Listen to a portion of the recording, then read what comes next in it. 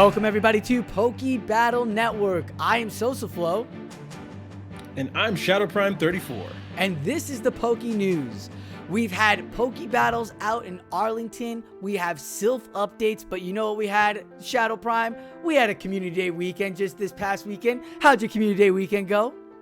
You know what? It was so good that the extra XP that came from all the raids, I spent a good chunk of my life doing a lot of raids this weekend. So that was a good time all around. Yeah, you were raid hunting. Which one were you specifically going for? And did you get what you wanted? So unfortunately, I was hunting for the hundo. It did not give me the everlasting chase that we're all going for the hundos. Didn't get it, but I got some sweet XP from all those raids, so cannot complain. That's great. XP is wonderful, and community days like this where they give you that double XP to hit those eggs, always good for battlers because you get those resources. So as we're talking about resources and great things for battlers, we had a wonderful tournament out in Arlington. We're going to dip into that now. It was a crazy weekend in Arlington with the max amount of battlers, 4 groups. ShadowPrime, I don't know if you watched any of that day one or saw those groups. They were nonstop from top to bottom lit. Like, oh my gosh, the top 8 battlers that came out of those groups, I mean, round of applause to these top 8 that came out of day one. Did you see any of it? I got to see chunks of it. I was split it with Community Day and a little bit of family time. Yeah. So I'm here and there trying to get caught up, but I'm in the middle of the VOD. I hear it was absolutely fire though. Oh my goodness. And day 2 did not disappoint either. Day 2, we had the top 8 battlers. Names like Rise to the Occasion, Dunebug, champions that we've seen before.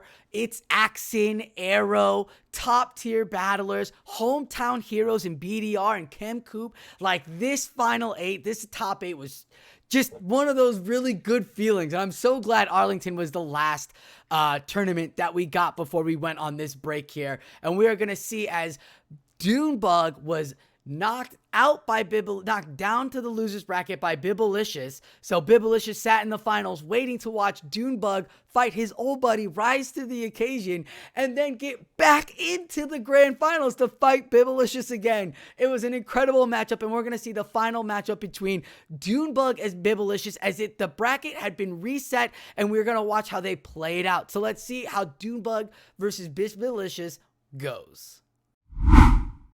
Dunebug hangs on, gets to this next seed bomb here. Okay, for Bibblicious, needs to now prioritize this lantern. Is going to have some play versus this Frostlass for sure. Might be able to force a shield. What we need to have here is get to a Surf and also get to a Sky Attack. Going to throw on Charge Move priority. Dunebug yet again, knowing the counts, recognizing the energy, throwing the Avalanche, which is enough to knock out. Lantern, a fish out of water, goes down. Yes, and the Frostlass already at another Avalanche. Bibblicious knows it is over. We have our Arlington Grand Champion in Dunebug 97. 97. Congratulations. How does it feel? It is unbelievable feeling right now. What a road. Make sure to stay calm.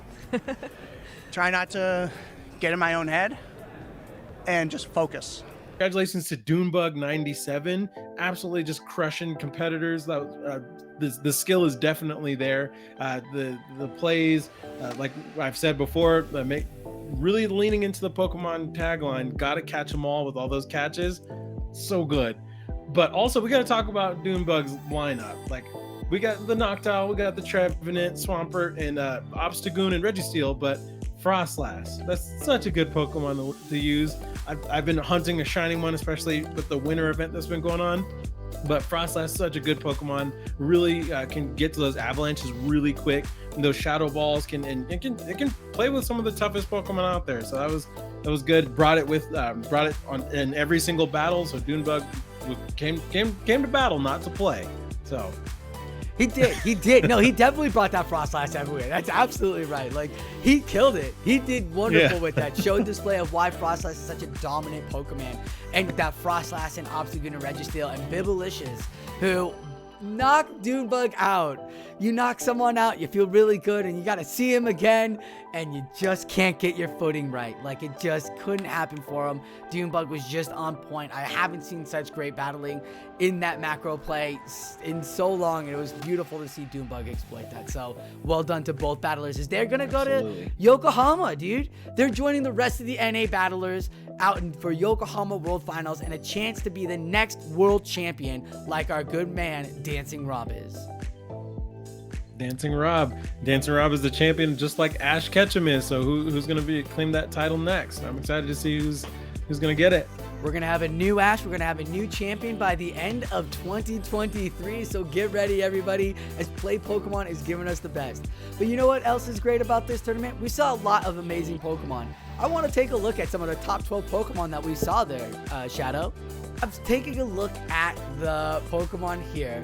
You definitely have a certain specific meta, and it seems like Registeel is back up. Everybody thought it was gone forever. But G-Fist is number 1, and that Medicham Noctowl is just so dominant. It is the core. It is the core 3 on everybody's line.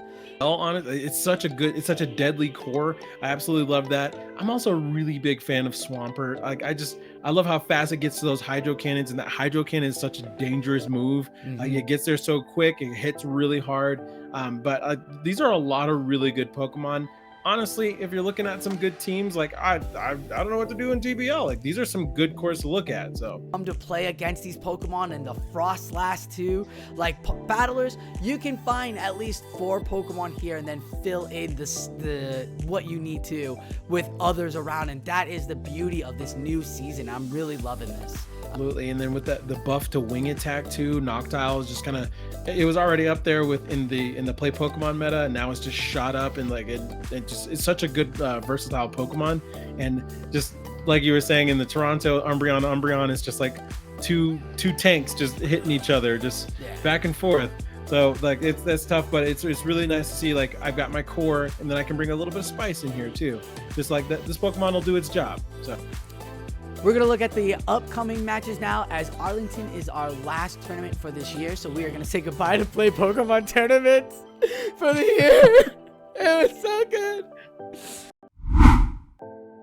But we're going to look at our wonderful what's upcoming, and January 6th. So right off the bat, you've got AO coming in for NA.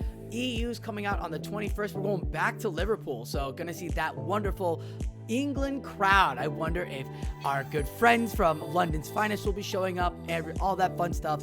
Platinum doesn't have anything coming up anytime soon, and Oceania, only up-to-date thing is their IC, and that'll be in Perth on the 4th through the 5th. Absolutely. I'm super excited to see it, but it'll also be nice to get a little bit of rest towards the end of the year. Those battlers have been working hard, training hard, getting their Pokemon built and ready to go. But nice to slow down, take a little bit of a break before it's time to hit the ground running for the new year. Silph Faction Season 2 Cycle 3 is kicked off, and it is week 2. We got the results of week 1 right now, and it looks like in the NA Emerald, you've got Stadium Elite as the number 1 with 17 battles won. Canadian Sheldons with 14 battles won, and Final Boss with 14 battles won. Elite TMs with 13, and Muddy Water with 12. So these are your first-time winners. 17 battles in Emerald is a really big feat to have there, sir. That's a heavy sweep. Like, that's multiple 3-0s. So congratulations to Stadium Elite. Way to keep it going. I'd love to see these battles. Got Diamond and Platinum. I'll get it kicking off as well. We'll be giving you statistics and standings throughout the season, so you can pay attention at home who's winning and who will advance and be demoted as the season continues and the cycles go forward. Absolutely, these teams have just showed up. They've left their footprint. They're making a name for themselves, and they came to battle. So I'm excited to see how they're going to look next week with these battles.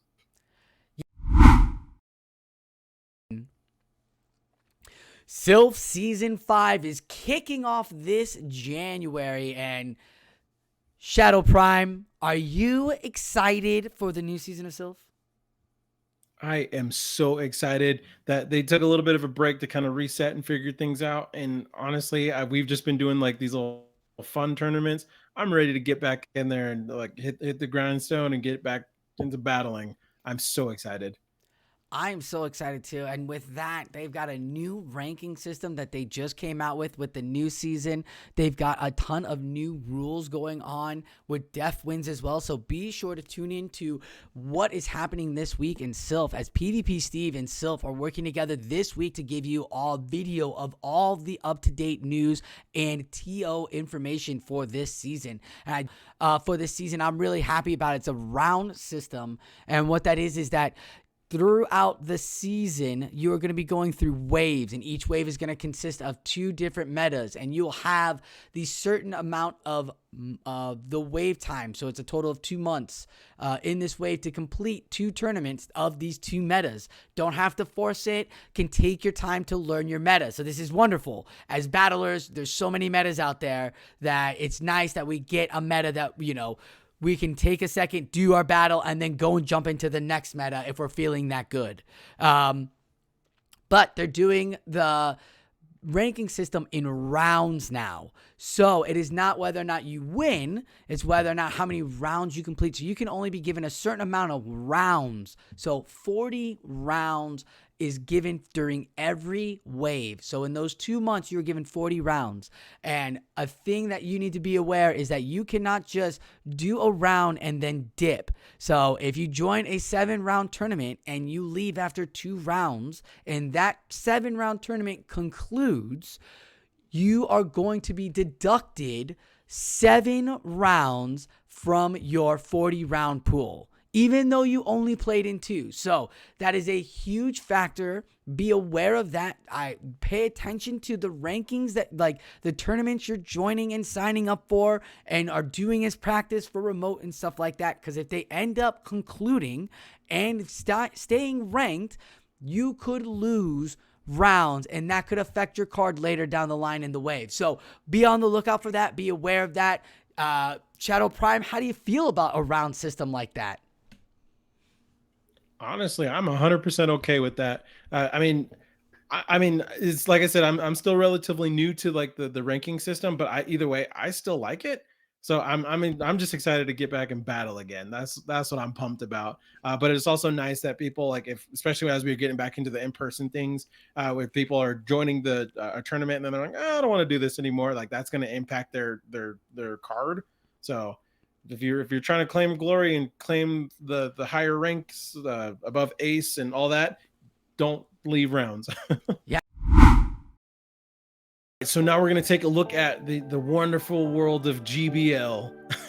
So Open Ultra League is the league with Pokemon that have a CP limit of 2,500 or less, and it's anything you have. So legendaries, mythicals, whatever you want to bring in, have fun. It's basically the Mad Max Fury Road of GBL with Ultra League.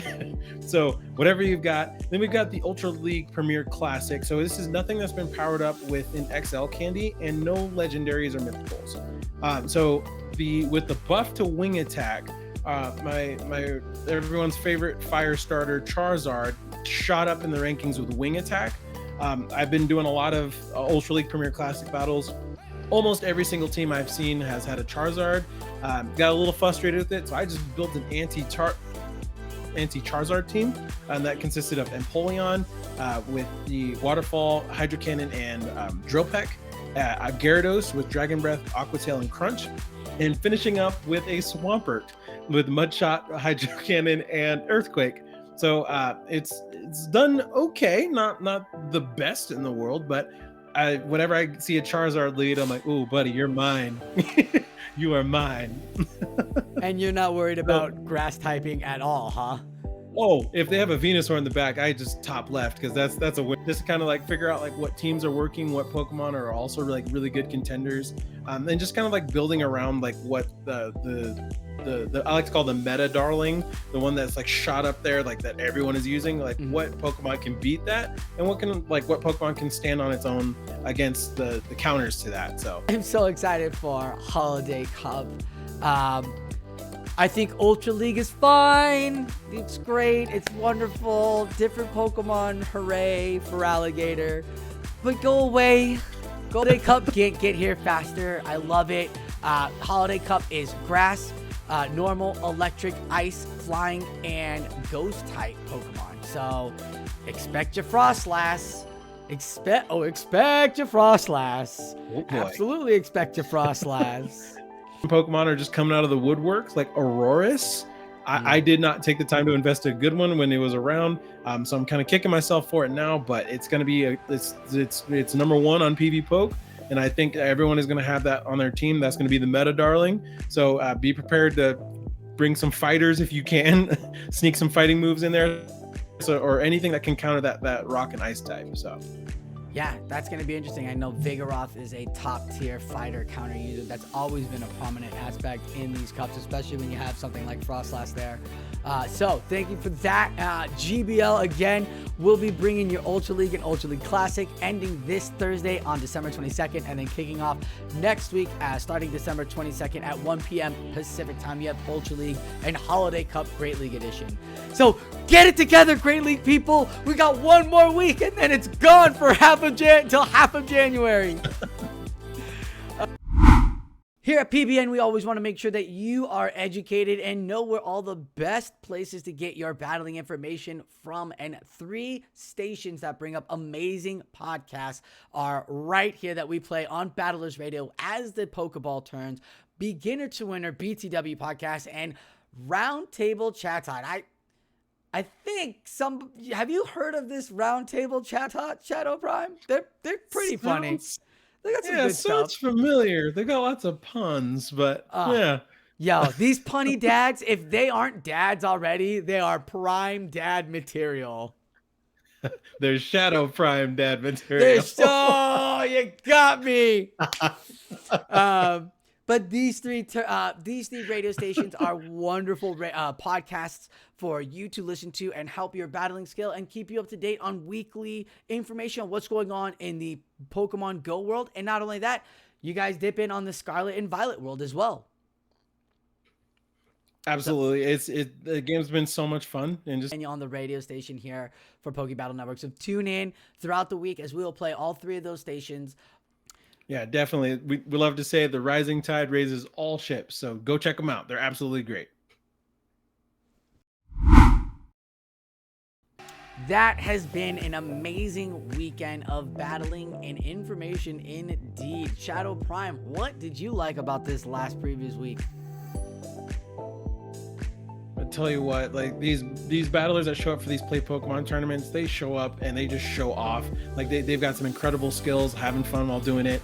I can't recommend the PlayPokemon regionals. If you haven't seen them on Twitch, go check them out. I can't recommend them enough.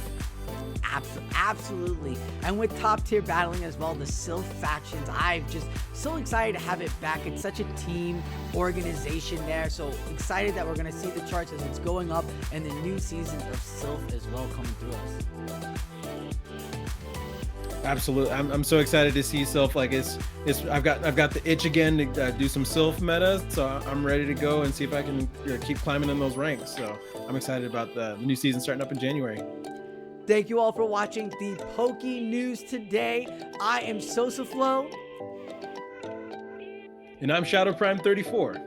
This has been Poke Battle Network, and like always, enjoy your battles.